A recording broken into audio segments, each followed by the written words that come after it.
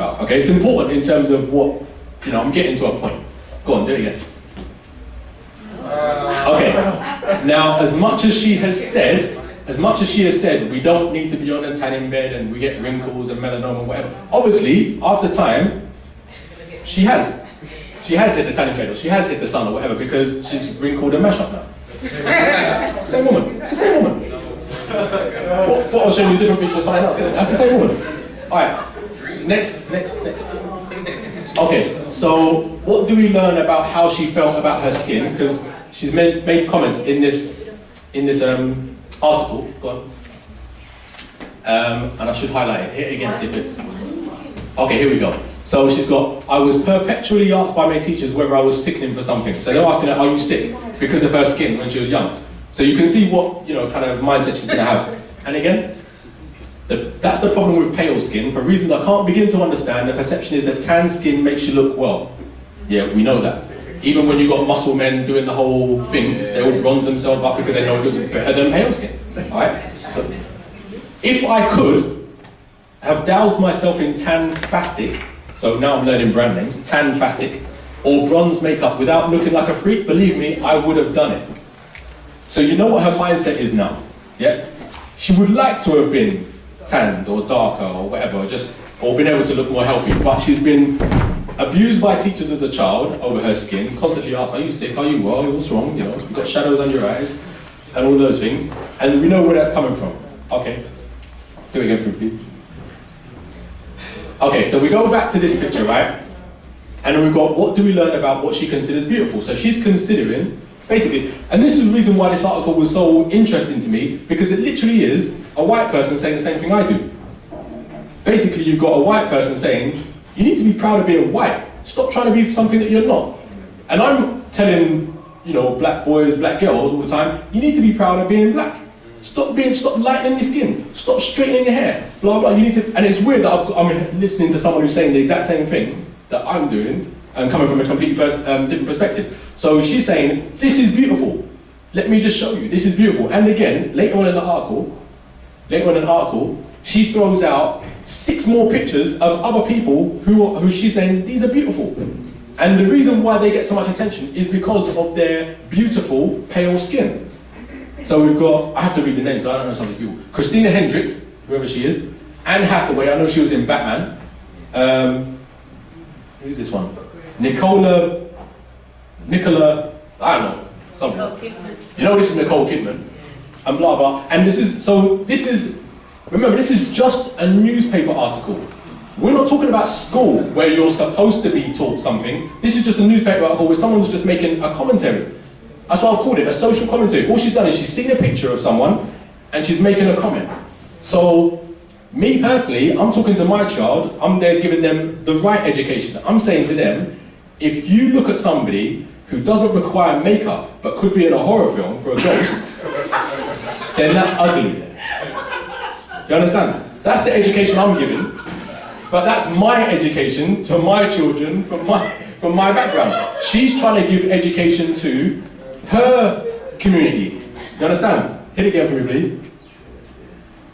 And that's what she's saying.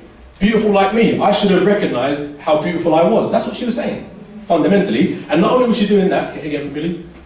All right? She's basically making a comment on the photograph, she's sure. She's giving her opinions, and that's how she's getting to this conclusion. But her conclusions are based on her value system. Number one, what her perceptions of beauty are, and she's giving factual, it's not just like rubbish that she's spouting, she's giving factual information about it's unhealthy.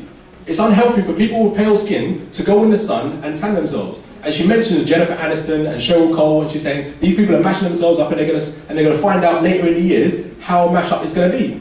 And they're going to see all of the wrinkles and all the, whatever on their skin and looking like Godzilla and all them things. So, next one please. So if you tell a child like that, who's got skin like that, and I've picked one who's got ginger hair for a purpose.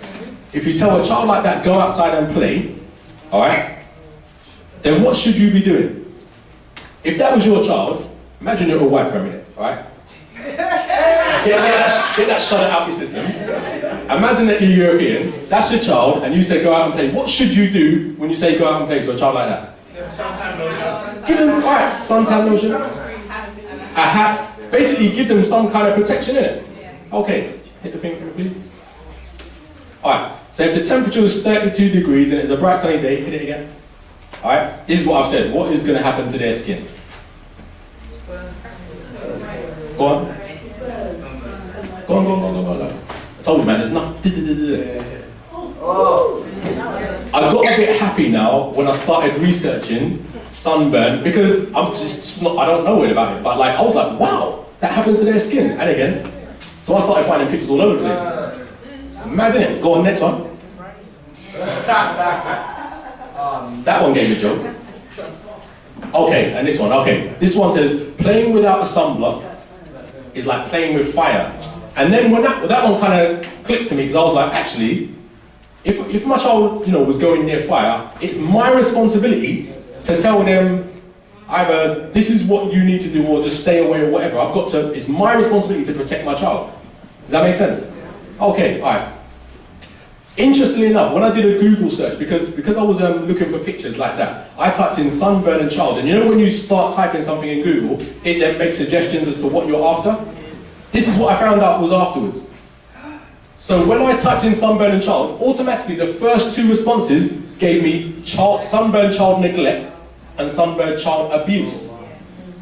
Which again, I thought was really interesting. Because it's saying that it's your job to basically not let sunburn happen to your child. That's the neglect part. And if it does, it can be considered as abuse. I thought that was amazing. And I'll come back to that. Go on, next one please. Okay, so, and again. So what would a responsible parent do? You've already said that. Protect them. Now, you may or may not know, but when you're dealing with old white people, alright, and they go to the doctor and they say, you need to take this drug, or you need to do this exercise, blah, blah, blah. A lot of doctors will just say, do you know what? You need to just go to a hot country for 2 weeks. Because they know the good that that's going to do for them. They're just going to feel completely better. Obviously, they're going to say it with the protection, with the sunburn thing and the lotion and all of that stuff. So let's keep in mind, once you've protected them appropriately,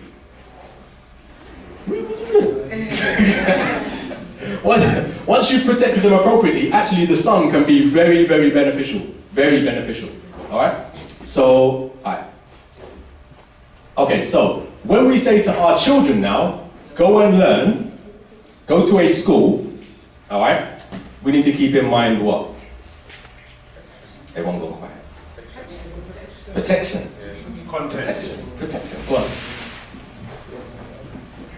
Go and learn in one of the most harsh environments for a black child. That's the reality of it. If it wasn't true, this is not my opinion, right? If it wasn't true, then why would our children be failing so badly? Why would our children be doing well at, before they get to school and then crash and burn? Why are our results worse than them? And they'll throw up things like working class white males are doing bad or whatever. And the reason why they do that is because they're talking about end level results. But they're not talking about value added, which has been mentioned. So our children come here and leave here. White working class start here and end there. Okay? They were dumb to start with. They end dumb. That's a no-brainer. Okay? That's not even our issue. Our issue is we started as geniuses and we were dumbed down and come out fools. So that's the big issue. When you look at the end result and you say, actually, white working class is there and we're here, it's like, yeah, but you weren't looking at the journey. Okay. So British school is one of the most harsh environments for a black child. And again, please.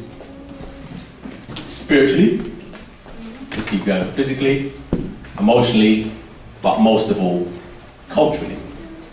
Alright, so there's going to be damage caused here for the amount of fights that children have to go through just to defend them, just defend. Your name's called Kwame, you're going to have a fight about that in most schools. Are you African this, blah, blah. That's how people's mindset that they have to deal with. Emotionally, you have to deal with a lot. Just even, some people have said it already, I have to go to Miss Smith's lesson. Just emotionally what that does to you. So there's battles here, here, and here, and this is the worst one of all. So keeping that in mind, and again please, keeping that in mind, the most toxic environment, potentially, are these places. So we can talk about aspiring to go to Oxford and Cambridge or whatever, all right? Which is all well and good, but if you haven't dealt with the, go on. I usually have this on a thing. This sunburn child abuse, sunburn child neglect. Hit it again for me, please. And again. So now we talk about go and learn. Flip it again. This is what we have to deal with. When you go to school, when you go and learn, you're going to get some cultural child abuse if you haven't dealt with this. If you was culturally child neglecting, then your child is going to get that. All right, so what I'm saying is, if you haven't put in place things which are going to protect your child culturally, then they are going to get abused when they get to school. And that's the parent's responsibility because you have been neglectful. Just replacing the sunburn with the cultural, you can see that it works. It still works. So you have a massive responsibility in terms of when you send your child into an environment which you know is harsh. If it was a white parent sending a white child into the sun, you'd protect them. It's your job.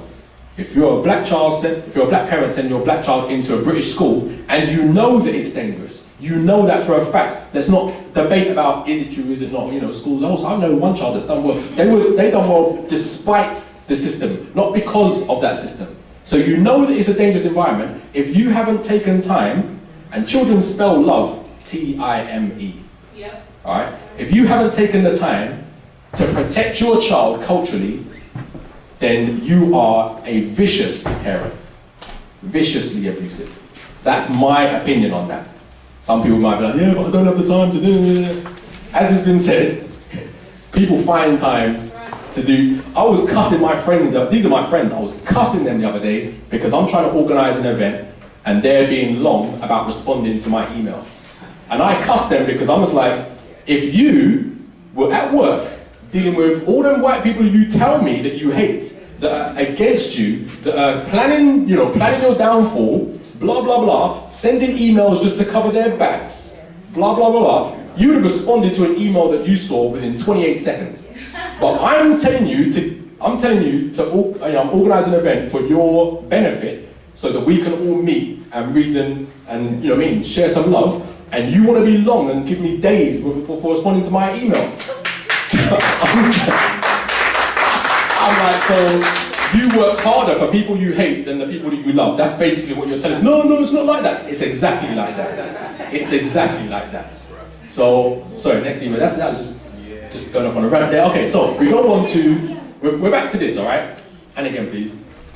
I'm sure I wrote something at the bottom. Okay, so what should a responsible parent do? Protect those beautiful children before they get into school. Don't wait until they got excluded for the 4th time and then say, right, I'm going up to the school and think you're a good parent because you're going up to the school now. After 4, you should have done that. Do you know what? Most good mothers, when they're pregnant, start looking at, let me look at the nursery schools in this area. 5 years before time, they're planning that. And then we want to wait till they get excluded before we think, maybe I shouldn't have done that and sent them to that school. Maybe all the things that I read, come on now, come on. All right, next one, please. Okay, this is just, it's everything. It's everything. Now, I can brag about myself for hours if I want, but bottom line, the reason why I started getting a lot of press is because I took a group of students. Most people, when they do exams early, it's because they're like in a gifted and talented program or something, or maybe it's 1 student here and 2 students here. I took the class through their GCSEs in year 8. And then in year 8, everybody in that class passed with a C or higher. 1 student got an A. The student who got A is named Obi. The student who got a B and was vexed because he thought he should have got an A, at 12, all right, his name is Ade. Both of them children, Nigerian background. 30% of the class is African Caribbean. The rest of the class, Polish, Vietnamese, blah, blah. So people were just like, oh yeah, you've got this way, you've got this way with you, and you've got this, interlinking, you've got this something that just interacts and works well with black children. I was like, no, I'm just giving you good practice. It works with the Vietnamese student, whatever, it works with the Chinese student, works with the Polish student. I'm just working on a program that works. That's why I can't figure out why certain people are not millionaires, billionaires, whatever. If I've got a book which I know that works, based on evidence, which I know that works, I don't know how comes I haven't sold that book out like 50 times over. I don't get it, but you know, they say, you know, you want to hide information from a black person, put it in a book, and foolishness like that. So, I don't know, maybe I should be more cynical, but, you know, I'm not going to. So it's just a case of we need to know what to do. So, let me go on. I was taught by this guy, so I'm always bigging him up because he's actually one of the biggest names in terms of, you know, learning and teaching black history in the world, I found, the last time I was in the States.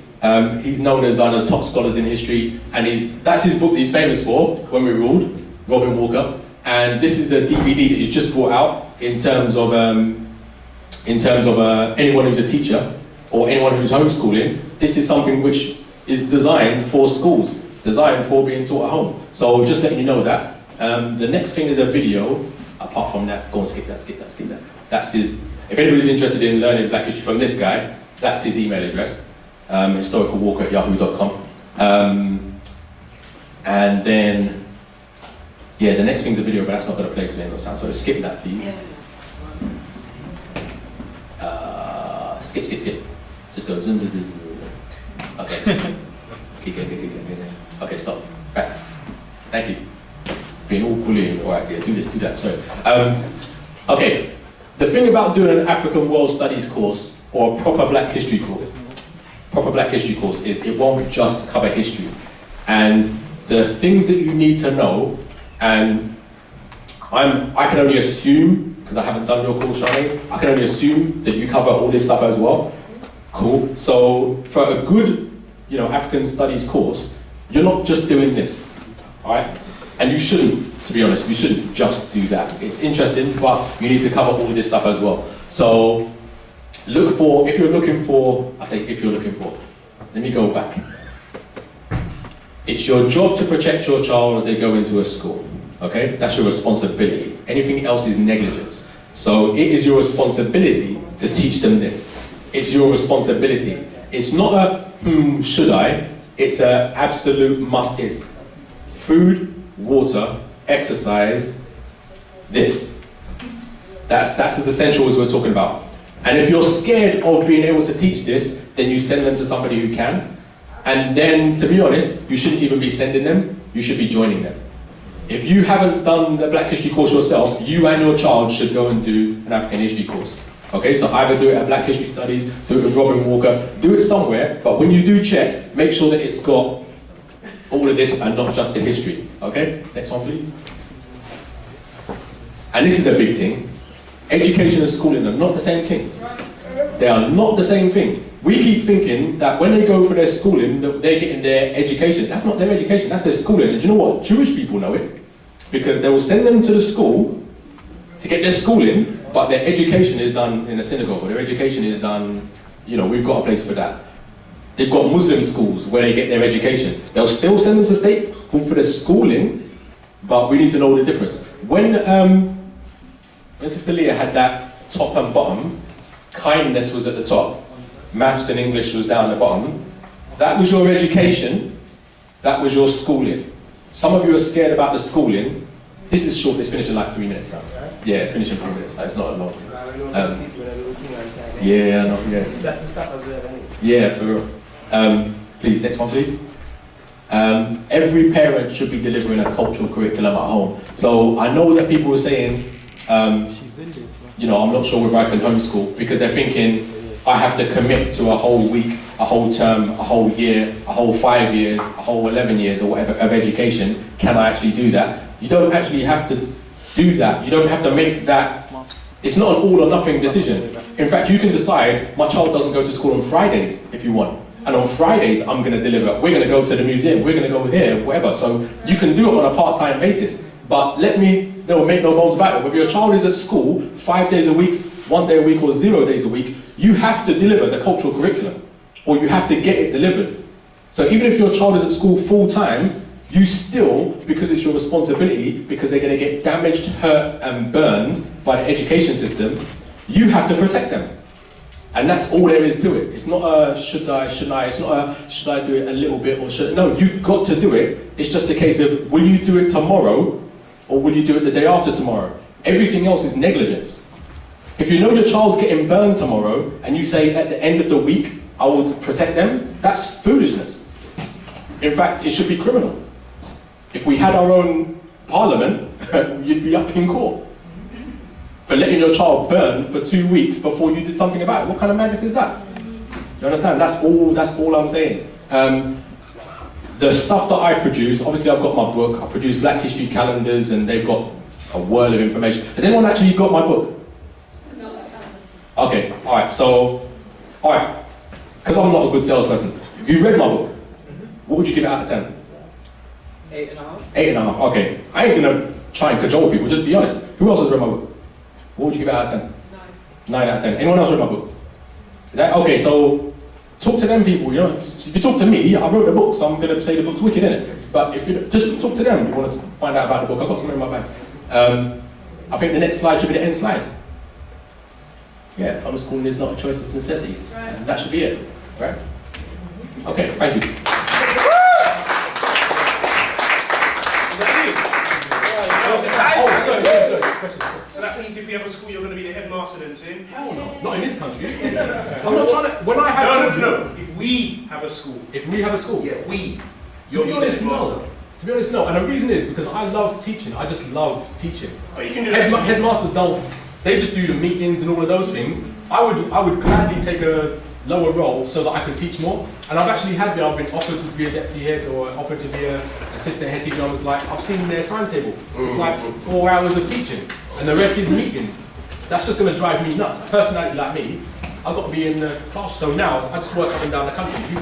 What gets me upset though is that when people see my work, they don't make me get work in their school.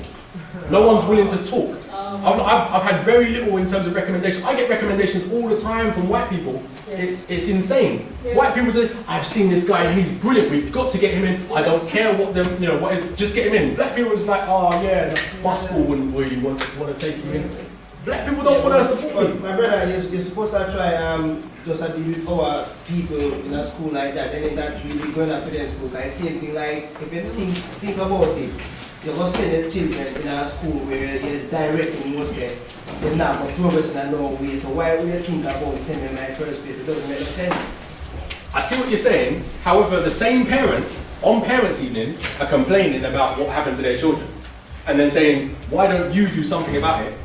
And then I'm kind of listening to these conversations, thinking, "What did you do about it? What are you doing?" And then the same parents, they'll say, the teacher will say to them, and he was very rude to me on the other day. He actually swore at me, and the parent will tell them, "You swore at the teacher?" And with that reaction, they've told me volumes. They told me, A, you don't talk to your child because you're just finding out now.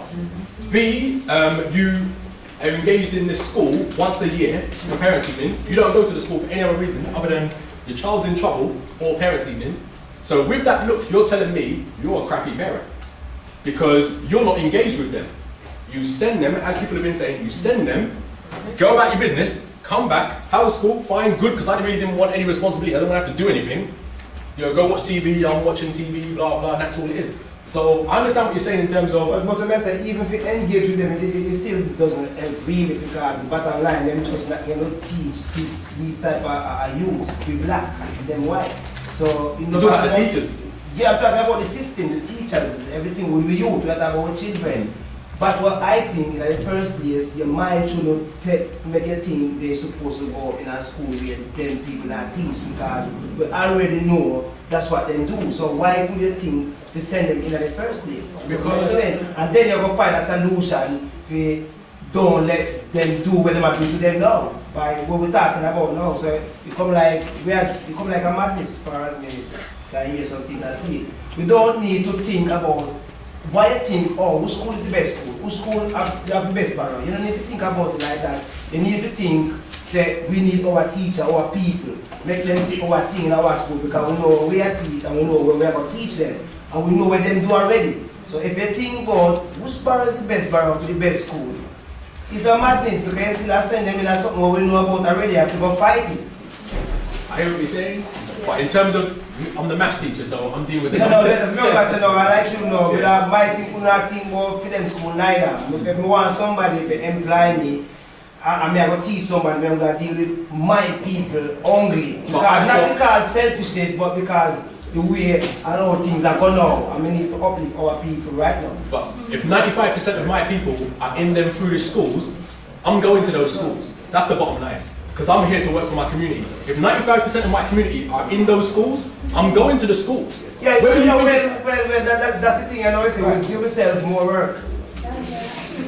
That's it, we give yourself more work, innit? Okay, what I'm gonna do, because you guys want to have a great debate, which is fine because I've got here until 10:30 anyway. We're gonna wrap up. I know. We're gonna wrap up. We're gonna do this again in the next couple of months. I want to just say a big thank you for everyone that came out. I know it's very, very hot in here and everyone's very tired. And also to all the speakers that have come from far and right. Shakina came all the way from Northampton to basically come here today. That's why you saw her kind of drift off earlier as well. So thank you all. Did you guys learn anything? That's all I want to know. You did. That's all that's all I care about. Once you guys took something away with you today, we're definitely coming back with a new Black History Studies is going to be on the panel next time. So we're going to have one coming up probably in late October, November. Probably here because it's a black-owned establishment. So I always want to support these guys. And they're always happy to support what we do as well. So thank you very much again, and guys, have a good night. You don't have to rush us straight away. Please talk to each other, because we're here. If you want to, you can. If you need to leave, that's fine.